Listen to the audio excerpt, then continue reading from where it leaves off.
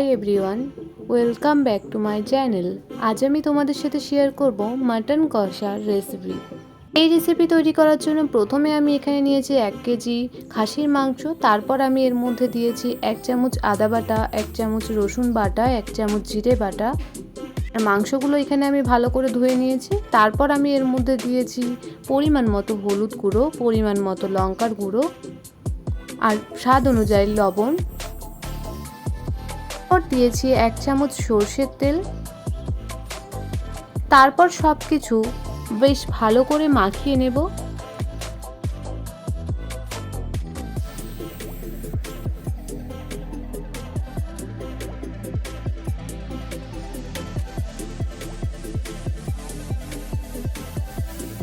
এরপর ঢাকা দিয়ে রেখে দেব 30 মিনিট মতো। এরপর আমি কড়াইয়ে দেব পরিমাণ মতো সরষের তেল। তেলটা গরম করে নেব। তারপর এর মধ্যে দিয়ে দেব কেটে রাখা আলুগুলো। এরপর সব কিছু একবার বেশ ভালো করে মিক্স করে নিচ্ছি। তারপর এর মধ্যে দিচ্ছি আমি স্বাদ অনুযায়ী লবণ, পরিমাণ মতো হলুদ গুঁড়ো। তারপর আবারও একবার সব কিছু বেশ ভালো করে মিক্স করে নিলাম। এরপর আলুগুলো আমি মিডিয়াম আঁচে 8-9 মিনিট মতো ফ্রাই করে নেব। আলুগুলো এখানে আমার প্রপার ফ্রাই হয়ে গেছে। তারপর আমি তেল থেকে ছেঁকে একটি পাত্রে তুলে নিচ্ছি।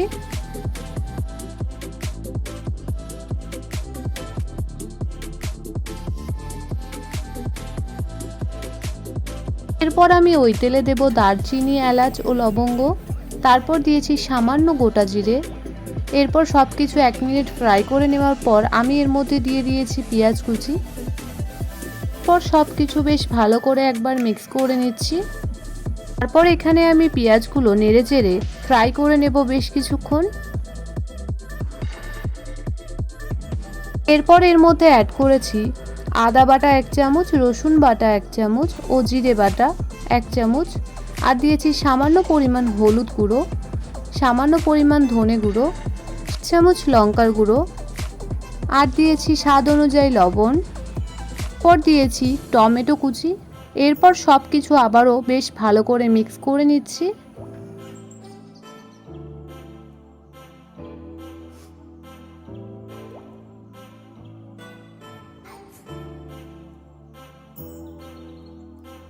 এরপর নেড়েচেড়ে বেশ ভালো করে কষিয়ে নেব। মশলাটা এখানে আমার প্রপার কষানো হয়ে গেছে, টমেটোটাও গলে এসেছে। তারপর আমি এর মধ্যে দিয়ে দেব ম্যারিনেট করে রাখা মাটন। এরপর সব কিছু একবার বেশ ভালো করে নেড়েচেড়ে নিচ্ছি বা মিক্স করে নিচ্ছি।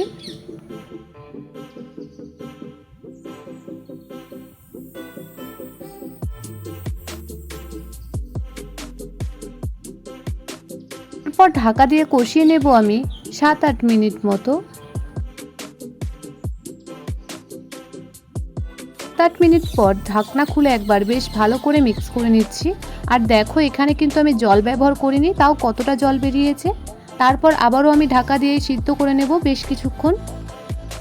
মাটনটা এখানে আমার পুরোপুরি কষানো হয়ে গেছে। তারপর একবার আমি বেশ ভালো করে নেড়েচেড়ে নিচ্ছি।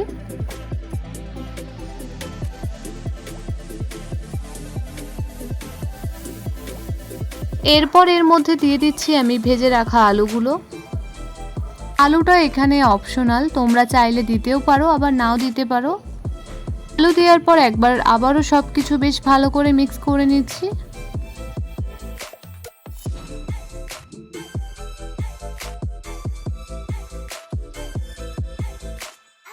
এর মধ্যে দেব আমি সামান্য পরিমাণ জল।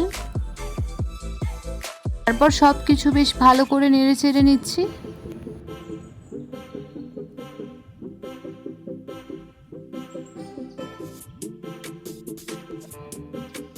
নেড়েচেড়ে ফুটিয়ে নেব কমপক্ষে 5 মিনিট মতো।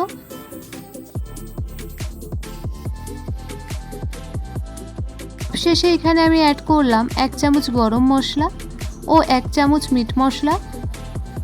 এরপর সব কিছু বেশ ভালো করে মিক্স করে নেব। তৈরি হয়ে গেছে আজকের আমার এই মাটন কষার রেসিপি। তোমাদের যদি আমার এই ভিডিও ভালো লাগে তবে লাইক, কমেন্ট, শেয়ার, সাবস্ক্রাইব করবে।